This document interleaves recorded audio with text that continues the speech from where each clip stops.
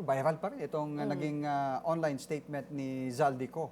Sa tingin nyo, credible ba yung kanyang pahayag? Oo, dahil kinonekta na niya yung alam na naman natin lahat. Pero this time, what was shocking was he went straight to the president by saying na si presidente nagpalagay nito mga insertion na to. And being who he is, a trusted and the Committee of Appropriations chairman nitong controversial funds na to, very credible. Kaya ngayon, government has to seek him.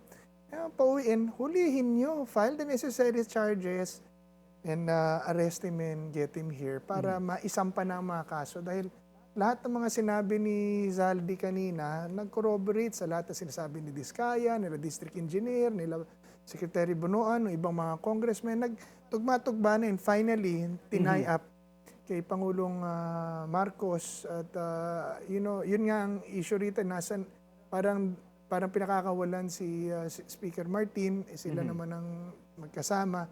Kaya kailangan nating abangan yung second video or third or fourth.